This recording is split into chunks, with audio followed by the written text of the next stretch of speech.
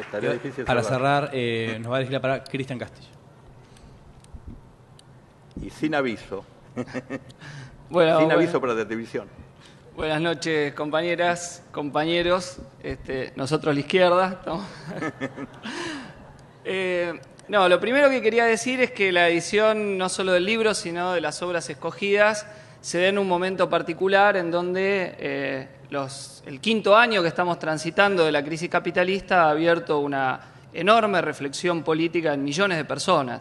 Es decir, rota de alguna forma la hegemonía neoliberal. Por un lado están los que sostienen que hay que continuar con esta política desde las clases dominantes, están quienes plantean salidas de extrema derecha reaccionarias. Por ejemplo, han visto la gran elección que ha hecho la derecha francesa o lo que va a ser la extrema derecha en Grecia, con grupos y milicias de bandas armadas reaccionarias que hay surgiendo por doquier de la Europa en crisis. Están quienes opinan que frente a esto hay que hacer un poco de regulación estatal, una suerte de neokeynesianismo, y existe también un amplio campo anticapitalista dentro del cual intervenimos nosotros los trotskistas para tratar de plantear en aquellos que de alguna forma ven que no se trata de recauchutar este sistema, sino de, en el medio de su crisis, ver si está la oportunidad para tratar de superarlo, bueno, aportar en ese debate de ideas con la publicación de las obras de Trotsky como uno de los aportes editoriales del CEIP y del IPS, y también toda otra línea de publicación que vamos a tratar de realizar en este año y los años que vienen. En Inglaterra y Estados Unidos, por ejemplo, hay un emprendimiento que se llama Get Political, donde también en el medio de que hay una juventud que ha salido a las calles, que ha tomado el movimiento de los indignados, Occupy Wall Street en Estados Unidos, que van a hacer una acción muy importante este 1 de mayo de protesta, quizá vamos a ver la envergadura que finalmente tiene, que se propone editar los clásicos del marxismo, algunos textos de los clásicos del marxismo, entre ellos la obra de Trotsky. Bueno, nosotros, de alguna forma, interviniendo en ese fenómeno, dentro de peculiaridades políticas que hay en América Latina, en el mundo de habla hispana, pero como Gabriela decía, donde España se ha transformado de un país en donde no pasaba nada políticamente a ser un país donde hay una lucha de clases y una lucha política viva, abierta, donde ese régimen está mostrando toda su cara represiva, persiguiendo a los manifestantes, encarcelando a dirigentes de las comisiones obreras, a luchadores estudiantiles. Bueno, ahí intervenir con la publicación general de los clásicos de Trotsky es un aporte muy importante que nos parece que podemos hacer. Porque justamente la obra de Trotsky concentra la posibilidad de recuperación, de resurgimiento, de desarrollo de la perspectiva del marxismo revolucionario y del comunismo luego del hundimiento del estalinismo. Entonces, este es un aporte relevante que pasa obviamente por difundir y lograr que sean conocidas las obras de Trotsky como parte de una disputa y una pelea en donde del otro lado los conservadores, los reaccionarios, utilizan a sus intelectuales para denostar esta perspectiva, para denostar que hubo una alternativa al estalinismo. Y esto quizá ustedes hayan visto, se han difundido una biografía de Trotsky hecha de un historiador profundamente antitrotskista como Service, que ha tenido mucha difusión, la obra de Orlando Figes, quien saltó hace algún poco tiempo como su mujer operaba entre los historiadores denostando todas las obras de los contrarios y bueno, perdió un poco de prestigio supuestamente académico que tenía, o de Richard Pipes, en donde son todas obras dedicadas a tratar de demostrar que no hubo una alternativa comunista al estalinismo. Entonces, creo yo que es una primer función que nosotros tenemos, mostrar que el marxismo, el comunismo, no fue su contracara enterradora, la contrarrevolución estalinista, sino que hubo hombres de carne y hueso que pelearon palmo a palmo, aún en contra de la corriente, contra esa perspectiva, por mantener vivo lo mejor de la trayectoria y la herencia que había dado la lucha del movimiento obrero y su corporación teórica y programática que se había dado de Marx en adelante, la Segunda Internacional, la lucha de su ala izquierda, luego la fundación de la Tercera Internacional y la lucha de los oposicionistas en contra del estalinismo, que fue una pelea por mantener una tradición que el estalinismo estaba enterrando, por mantener conquistas teóricas que el estalinismo estaba liquidando, pero que al calor de esa batalla la fue enriqueciendo permanentemente.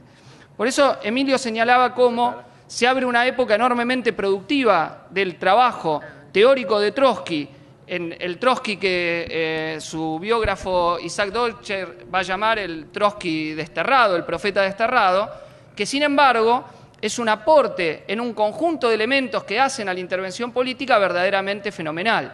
Sí, el mismo Deutscher señalaba, ¿no?, que la de Trotsky es una biografía revolucionaria excepcional, que si él se hubiese muerto en 1906 ya hubiese sido una gran figura del movimiento obrero, porque a los 26 años hubiese sido el presidente del Soviet Petrogrado y hubiese escrito un libro como Resultados y Perspectivas que anticipó 12 años antes, nada más y nada menos, que la dinámica que iba a tener la Revolución de Octubre, yendo en contra de toda idea dogmática de la interpretación de las tesis de Marx. Es decir, Trotsky fue desde joven un verdadero hereje en el punto de vista de un innovador de la teoría, en donde él señala lo que era hasta ese momento impensable, que en un estado atrasado como Rusia, el proletariado iba a ser el que iba a conducir la revolución contra el zarismo, acaudillando a las masas campesinas. Dice, moría en 1906, yo hubiese pasado a la historia por esto. Sí, pero Trotsky después fue el que dirige la insurrección de octubre junto con Lenin, y el que dirige el Ejército Rojo, y entre su obra teórica se cuenta,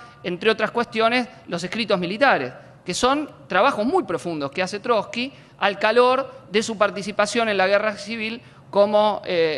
dirigente principal del Ejército Rojo. Bueno, supongamos que alguna bala lo mataba a Trotsky, ya hubiese sido una personalidad impresionante, es decir, no solo el presidente del Soviet del Petrogrado, sino también el que dirige de una forma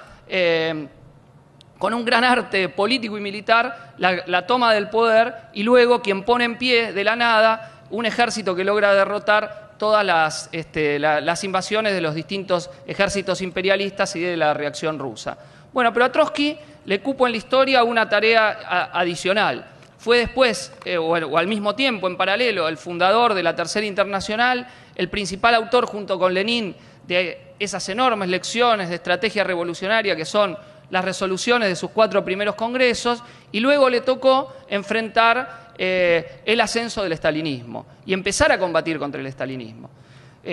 Tiempo después de la escritura de este libro, Trotsky va a decir que de toda su vida, lo que él consideraba más esencial, su labor personal esencial, había sido tratar de formar nuevos cuadros frente al avance del estalinismo y la fundación de la Cuarta Internacional. Él decía, si yo no hubiese estado en octubre, Lenin de alguna forma hubiese llevado al partido al mismo resultado. Ahora, asesinado a lo mejor de la generación dirigente de octubre por Stalin, ese rol, ese papel que yo puedo hacer transmitiendo esta experiencia bolchevique no lo puede hacer nadie más, y verdaderamente en ese sentido él se consideraba insustituible, no había otro que pudiese hacer esa tarea de Trotsky. Y es en esta época donde desarrolla toda una serie de trabajos que van a componer, varios de ellos esta edición de las obras escogidas, que van a hacer que sea uno de los analistas políticos más sofisticados de toda la entreguerra.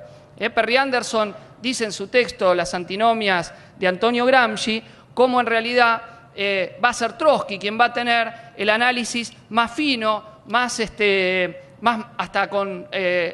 sus distintos matices que van a tener las situaciones políticas en Alemania, en Francia, en España, y que verdaderamente los aportes de Trotsky al conocimiento de la teoría política de Occidente, ustedes saben que Oriente y Occidente no son términos meramente geográficos, sino que eran términos que tenían que ver con, se hablaba del Oriente atrasado para hablar de Rusia, y Occidente de China, de Asia, etcétera, y Occidente se hablaba de los países capitalistas más avanzados y los de desarrollo intermedio, ¿no? Entonces, en ese marco, Anderson decía verdaderamente quien analiza finamente todos los procesos políticos que van a tener lugar en Occidente va a ser en realidad mucho más Trotsky que Gramsci, aunque Gramsci es también un analista fino del fascismo, etcétera, etcétera, y de otros fenómenos. Entonces, el Trotsky de los 30 es un Trotsky que pasa primero por la experiencia de la lucha de la oposición. Y este libro es un punto de llegada, si se quiere, de esa lucha, porque es el libro que Trotsky redacta estando en Alma-Ata, que no sé si ustedes lo buscaron en el mapa, busquen Google. Alma-Ata está a 4.000 kilómetros de Moscú, en Kazajstán, a pocos kilómetros de la frontera con Kirguisia, a unos poquitos kilómetros más de la frontera con China. Hoy hay aeropuerto internacional, etcétera, está modernizado. En la época no había nada. Era el destierro absoluto donde lo mandan a Trotsky. 250 kilómetros quedaba el ferrocarril más cercano. Le llegaba la correspondencia con 40, con 30, 40 y hasta 70 días de atraso. Y sin embargo, Trotsky se mantiene en una actividad política febril. Dice que escriben en un año que están en Alma-Ata más de 800 cartas políticas, algunas muy voluminosas, y cerca de 550 telegramas, y recibe otro tanto. Hacen clandestinamente viajes compañeros suyos para llevarle la correspondencia de Moscú y él enviarla además. En el medio se muere su hija Nina y Trotsky le llega primero una carta anunciándole la enfermedad, luego le avisan que mueren y al final le llega una carta de su hija. Ustedes saben que los 4 hijos de Trotsky mueren con mucha responsabilidad de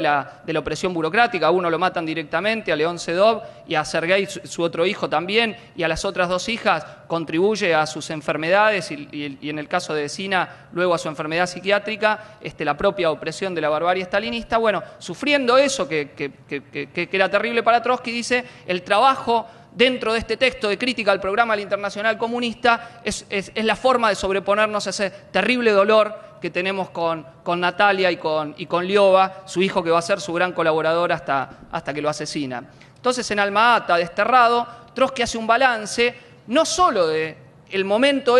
donde está dirigiendo el momento final de la dirección Stalin-Bukharin. Trotsky en este libro hace un balance de todas las peleas que vino dando en 1923 en el terreno tanto interno de la Unión Soviética como en el terreno internacional. Algunos de ustedes conocen, ¿no?, que en las historias de las oposiciones rusas, Trotsky inspira en realidad la primera oposición de izquierda en 1923, que gana a luz con los textos, los debates sobre el nuevo curso y la plataforma de los 46, formadas por varios grandes dirigentes bolcheviques afines a Trotsky, que es derrotada. Luego surge una oposición en la cual Trotsky no participa, que enfrenta a los que habían sido sus enemigos aliados, que era lo que se llamaba la Troika, un acuerdo que hacen Zinoviev, Kamenev y Stalin para para barrer a Trotsky del poder, y que después se divide en 1924-25, y en 1926 Stalin se separa de Zinoviev y Kamenev, o al revés, Zinoviev y Kamenev de Stalin, y aceptan y dicen, tenemos que aceptar que en todo lo fundamental de la pelea de 1923, León Trotsky tenía razón. Es decir, se forma la oposición conjunta sobre la base de darle la razón a Trotsky en la pelea tanto interna en lo que hacía la necesidad de industrializar Rusia y no darle peso a los campesinos ricos, no decirles, como decía Bukharin, campesinos enriqueceos, que esto no va a traer ningún problema, y por otro lado, el problema del régimen interno de partido y la política internacional. Entonces, la oposición da una batalla muy grande, la oposición conjunta, sobre el terreno del Comité Anglo-Ruso, sobre el terreno del principal proceso que empieza a acontecer mientras se da esta batalla, que es la Revolución China, puede dar solo una pelea parcial. Por eso Trotsky le dedica tanto a la Revolución China en este texto. Y de esa pelea parcial, porque no tenía acuerdo con Zinoviev sobre cuál era la política hacia China. Estaba leyendo los datos de los asesinados con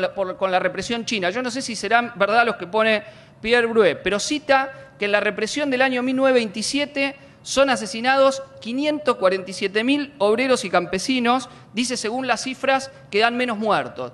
Me pareció demasiado cuando lo volví a leer la cifra, pero es una cifra terrible para entender lo que significó la derrota de la Segunda Revolución China. Los comunistas llegaban a movilizar en Shanghái entre 200 y 300.000 obreros. Cuando entra Chiang Kai-shek y luego los barre y están totalmente desarmados para enfrentar esa situación, porque la propia política del Internacional Comunista era decirles, entren al Kuomintang, le damos las listas de los militantes en el Kuomintang, que lo hacen después del golpe que da Chiang Kai-shek y que le exige esto, va a haber partidos obreros y campesinos comunes, hay que apoyarlos, se van a radicalizar, etcétera, no hay que pelear independientemente. Trotsky da el único voto en el Politburó del Partido Comunista de la Unión Soviética en contra de la entrada al Kuomintang. Y después no puede lograr que todos los oposicionistas en común se opongan a la política liquidadora que tuvo el estalinismo. Entonces, cuando nosotros hablamos de estrategia y de táctica y de que la política revolucionaria es central en momentos decisivos, no estamos hablando de pocas cosas. Es decir, en los procesos que Trotsky analiza en la década de los 30, el problema de la estrategia revolucionaria y la táctica correcta es decisivo. Es decir, tiene una cita en el libro muy interesante que dice: entre el determinismo mecanicista, fatalismo y el voluntarismo arbitrario está la dialéctica materialista, dice Trotsky. Es decir, ¿a qué se refería? Entre decir que está la derrota dada o la victoria por las condiciones objetivas y que nada tienen los sujetos que hacer para tratar de empujar la historia hacia acá o hacia allá. Y la perspectiva de que, o de aparato, o de voluntarismo puro, de que nosotros cuando queremos podemos hacer lo que queremos, Trotsky dice: esa relación entre las condiciones objetivas y subjetivas, hay momentos donde la acción de los sujetos políticos, de lo que ha sabido formar la clase obrera como sus propios cuadros, dirigentes, su estrategia, es el momento donde se vuelve decisivo. En el libro decía: en Alemania en 1923, donde se deja pasar el momento de la revolución; en Inglaterra en 1926, donde la URSS está baleada al comité de la dirección de los sindicatos ingleses, las trade union, y no rompen denunciando que iban a enterrar la huelga general inglesa, es decir, un acontecimiento enorme, traicionado por la burocracia y donde la URSS termina cómplice de eso. Y dice después: y en China. Y China se vuelve otro hecho decisivo.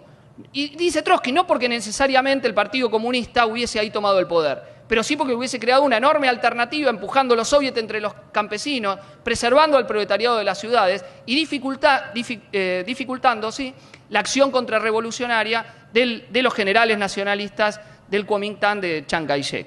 En los 30 después esto se va a ver todavía en una forma mayúscula, porque este Congreso, el sexto Congreso, donde llega esta crítica de Trotsky, tanto la carta como la crítica al programa de la IC, donde es leído, primero llega burocráticamente porque unos secretarios lo dan a conocer igual, después lo censuran y circula clandestinamente. Es un congreso donde hay 532 delegados de 57 países y donde después de la derrota del ala izquierda estaba ya latente el enfrentamiento entre Stalin y quien había sido su compañero en el bloque de centro-derecha, que era Bukharin. Es un congreso, el sexto congreso, donde Bukharin da todos los informes, es la figura estelar del congreso, pero donde ya por abajo en todo lo estaban liquidando a Bukharin. Ese era el canto de cisne de Bukharin, es el sexto congreso, porque ya empieza un viraje de la política del estalinismo hacia lo que se conoce como política del tercer período, la política ultraizquierdista que va a sostener la línea en ese viraje de la política de derecha hacia una política ultraizquierdista, y que va a durar hasta el año 1935, cuando en el séptimo Congreso de la Internacional Comunista votan la política de los frentes populares. Entonces, después de este Congreso, que es donde se consolida la estalinización plena de la Tercera Internacional, estos errores se van a volver a ver. Es decir, en la línea ultraizquierdista o del tercer período, la política criminal del Partido Comunista frente al ascenso del fascismo. De un Partido Comunista que era uno de los más importantes, el segundo en importancia del Internacional Comunista, donde la política fue la decapitar permanentemente a los elencos dirigentes que iban surgiendo. Es decir, Trotsky se oponía a uno de los elementos que más critica la política de Stalin, es a la línea de ir corriendo permanentemente a los grupos dirigentes de los partidos, no dejar ir haciendo su experiencia, aprender de los propios errores que se habían cometido. A un dirigente que ataca muchísimo como Brandler, Trotsky dice: lo peor que se puede hacer es hacer como hace el stalinismo, que tiene la responsabilidad, la dirección del Internacional en las derrotas y después quiere buscar chivos emisarios para a quienes luego echa y los corre, ¿no? Entonces el Partido Comunista Alemán era una sucesión de grupos de dirección que se iban corriendo uno primero, otro después. Y en el momento en que llega una lucha decisiva, que era cómo frenar el ascenso del fascismo, está por una dirección de aparato completo y lleva a una derrota total con la política criminal de negarse a plantearle la línea del Frente Único Obrero a la socialdemocracia para ganarle las masas a la dirección. Incluso la socialdemocracia tenía una gran mayoría de los trabajadores ocupados sindicalizados, el PC se hace muy fuerte entre los trabajadores desocupados, pero la política criminal de la socialdemocracia y el estalinismo permiten el triunfo de Hitler. Y esto no es simplemente una cuestión histórica. Si ustedes ven Europa y ven la crisis europea, la lucha contra los fascistas en Europa es una cuestión nueva que va a estar nuevamente planteada. Si la situación se agrava, si se mantienen las condiciones de 20 o 30% de desocupados. Entonces, para el movimiento obrero contemporáneo, para la izquierda contemporánea, esas lecciones de Trotsky a la lucha contra el fascismo siguen siendo lecciones completamente actuales. Con la diferencia de que en ese momento ese Partido Comunista con otra línea podría haber llevado el movimiento de la historia en otro sentido. El otro aspecto, cuando vira el estalinismo de la política de Frente Popular, de la política ultraizquierdista, ¿hacia dónde va? Hacia la política de Frente Popular. De negarse al Frente Único Obrero, a plantear que las organizaciones obreras tenían que enfrentar el común en el fascismo, van a la política de plantear que había que aliarse con un sector de la burguesía. Y llevan a dos hechos también donde la acción del partido juega un papel central en el sentido contrarrevolucionario. Francia, donde hay una gran huelga general en junio del año 1936, y la Guerra Civil Española, donde la política contrarrevolucionaria del estalinismo fue central para explicar la derrota de ese gran proceso que, como comentaba Emilio, en el primer momento, la gran acción de los obreros en el primer momento del golpe de Franco, que se va a extender y que va a ser esa de esas grandes tragedias revolucionarias de la historia, donde la heroicidad de la clase obrera estuvo a kilómetros de la acción de sus direcciones, no solo de las más contrarrevolucionarias, sino también de aquellos que eran el ala izquierda, los anarquistas por un lado, que se van a dividir en el curso de la revolución, y los militantes más valientes y heroicos, que eran del Partido Obrero de Unificación Marxista, pero a quienes Trotsky critica mucho por no tener una política consistentemente revolucionaria. Es decir, que los 30 son momentos que, por agudizarse las tendencias entre revolución y contrarrevolución, este elemento de la importancia del manejo de la estrategia y la táctica revolucionaria se vuelve muy relevante, muy acuciante. Y Trotsky, ya en la última etapa de lo que va a ser su vida, Trotsky va a dejar, por un lado, esta tarea de crítica teórica, esta tarea de tratar de influenciar a las alas izquierdas que se defendían de la socialdemocracia, esta tarea de influenciar al movimiento comunista, esta idea de publicar sus trabajos a ver si se producían nuevas tendencias y los hechos de la lucha de clases empujaba tendencias hacia izquierda, estos intentos de confluir e influir sobre tendencias que salían de los partidos reformistas, iban hacia la izquierda, esta enorme voluntad de Trotsky en condiciones dificilísimas de exilio, porque lo que yo le decía de Alma-Ata, Trotsky después va a decir eran condiciones privilegiadas a las que va a tener que tener después, donde no era que lo mandaban al destierro, sino que los empezaban a perseguir y a matarle a sus colaboradores. Por ejemplo, de los 3 principales organizadores de la conferencia de fundación de la Cuarta Internacional, en 1938 los matan a Rudolf Clement, lo matan a Erwin Wolf y lo matan a León Sedov, su otro, el hijo de Trotsky. Es decir, vean, es un momento de enorme heroísmo revolucionario, donde hay que enfrentarse a la represión imperialista y a la represión del estalinismo, que así como después lo mata Trotsky en agosto de 1940, antes se había tomado la tarea de tratar de eliminar a cada uno de sus principales colaboradores, para ir desgastándolo, desmoralizándolo, etc. Entonces, Trotsky ya en el final de su vida nos deja también otra parte muy importante de sus aportes. Nos deja la conclusión de las lecciones de lucha de la oposición del 23 en adelante, que están consagradas en el programa de transición, y nos deja todos los análisis vinculados a la guerra imperialista que se daba, y una aplicación genial de tácticas por parte del proletariado frente a la guerra mundial que se avecinaba. Con esto, compañeros, lo que quiero señalarles es que si nosotros queremos de alguna forma intervenir en la realidad política que nos circunda, solo siendo unos necios podríamos no querer conocer profundamente la obra de Trotsky. A veces desde las filas de la burguesía y de la academia se trata de una forma peyorativa el hecho de que nosotros le damos mucha importancia al conocimiento de los clásicos del marxismo. Pero sería como si alguien va a estudiar física y dice no voy a conocer a Newton, no voy a conocer a Einstein, no voy a conocer los teóricos cuánticos. Cualquiera le diría, usted quiere empezar de cero, usted es un loco. Bueno, en la política revolucionaria es lo mismo y diría que más aún, en el sentido que los fenómenos sociales, los fenómenos políticos son más variables, pero podemos hacer analogías entre acontecimientos que nos permiten apropiarnos en gran medida de lo más alto que dio el pensamiento en teoría y estrategia revolucionaria. Y sin dudas el proletariado mundial tuvo en la Tercera Internacional su punto más alto del pensamiento estratégico, porque había llegado a hacerse del poder y porque estaba disputando palmo a palmo con el imperialismo la supervivencia del primer Estado obrero y la posibilidad del desarrollo revolucionario. Por eso es que nosotros, como señalaba recién Emilio, no hacemos una lectura dogmática de Trotsky. lo leemos como hacía Trotsky con la obra de Marx en ese gran texto que es a 90 años del Manifiesto Comunista, viendo esto se aplica de esta manera, esto ha variado así, esto ha variado de esta otra forma. Esto se equivocó. Pero, y en esto, Trotsky en este pronóstico se equivocó y esto lo dijo en forma equivocada y lo volvemos a mirar y a escrutar una y otra vez con nuestra propia cabeza, con nuestros propios ojos. Pero insistimos en esto, una obra tan rica como la de Trotsky, que no quiere apropiarse, pensando en hacer lo mismo por lo que ellos lucharon, que es por lo que nosotros peleamos, que es por vencer a la clase capitalista, por lograr un gobierno de los trabajadores y por avanzar hacia una sociedad emancipada, sería verdaderamente un acto de ceguera. Bueno, nada más, compañeras, compañeros.